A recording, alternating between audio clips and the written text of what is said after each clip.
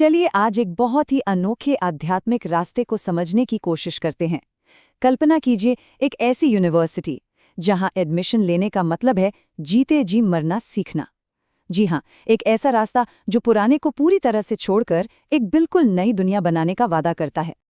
और यही वो विचार है जो इस पूरी शिक्षा का आप कह सकते हैं मूल है कि अगर आध्यात्मिक तरक्की करनी है तो अपनी पुरानी पहचान को पूरी तरह से मिटाना ही होगा। पर सवाल ये उठता है कि जीते जी मरने का आखिर मतलब क्या है। चलिए इसे समझते हैं। अच्छा, तो इस पूरे सफर को समझने के लिए हम कुछ हिस्सों पर गौर करेंगे। सबसे पहले हम बात करेंगे इसी मरने वाली यूनिवर्सिटी की। फिर हम दो दुनियाओं के बीच के फर्क को समझेंगे। इसके बाद देखेंगे कि मुक्तिदाता की भूमिका क्या है, ये याद की दौलत क्या चीज है, पवित्रता की प्रतिज्ञा क्यों जरूरी है, और अंत में स्वर्ग के वर्षे का क्या मतलब है। तो चलिए सबसे पहले सवाल पर आते हैं। ये मरने वाली यूनिवर्सिटी आखिर है क्या? देखिए, यहाँ बात किसी फिजिकल डेथ या शारीरिक मौत की बिल्कुल नहीं हो रही है। नहीं, बल्कि ये एक बहुत ही गहरे मानसिक और आध्यात्मिक बदलाव की बात है। इसका असली लक्ष्य है संसारिक मोह माया, अपनी पुरानी आदतें, अपनी पुरानी पहचान, इन सब से मर जाना। बिल्कुल वैसे ही जैसे एक परवाना खुद को शमा में फना कर देता है, मिटा देता है, और ये माना जाता है कि ऐसा करने के बाद ही एक नई, एक दिव्य अवस्था में दोबारा जन्म लिया जा सकता है। अब देखिए, ये जो पूरा बदलाव है ना, ये दो बिल्कुल अलग सच्चाइयों के बीच के एक टकराव पर टिका हुआ है। एक तरफ है वो दुनिया जिसमें हम आज रहते हैं, और दूसरी तरफ है वो दुनिया जिसका वादा किया गया है। तो इस शिक्षा के अनुसार हमारी जो आज की दुनिया है उसे पतित यानी कि गिरी हुई माना गया है। इसे एक तरह का नर्क बताया गया है जहाँ चारों तरफ सिर्फ दुख ही दुख है। और जाहिर है इसी दुख की वजह से इंसान एक मुक्तिदाता को पुकारता है, एक ऐसे छुड़ाने वाले को जो उसे एक ऐसी दुनिया में ले जाए जो इससे एकदम उल्टी हो, यानी एक पावन दुनिया, एक स्वर्ग जहाँ सिर्फ और सिर्फ सुख हो।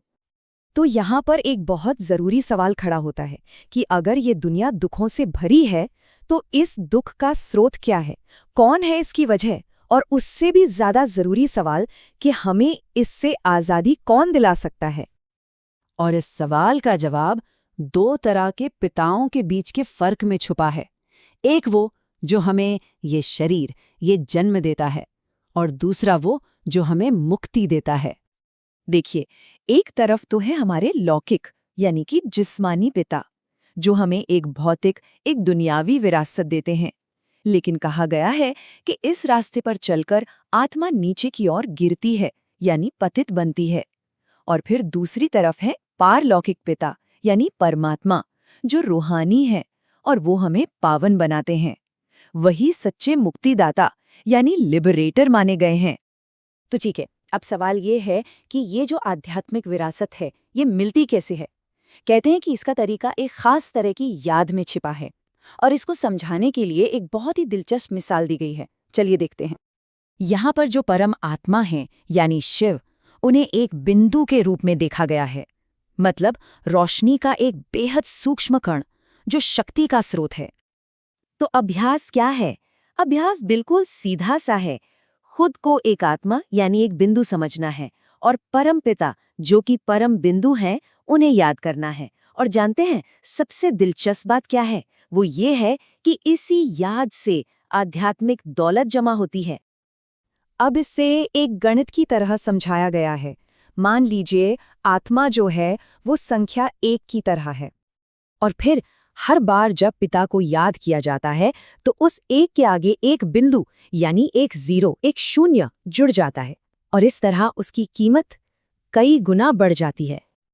और बस यही है वो सच्ची कमाई, वो इनकम जो आत्मा को शुद्ध करती है, जन्मों जन्मों के पाप मिटाती है, और उसे इतना अमीर बना देती है कि वो उस नई दुनिया में कदम रखने के लायक बन सके।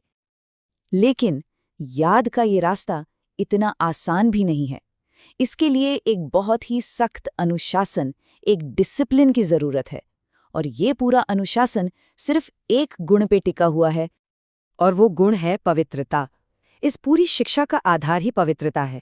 यहाँ ये माना जाता है कि हमारे मन के जो विकार हैं, खास तौर पर काम विकार, वो इस रास्ते पर सबसे बड़े दुश्मन हैं।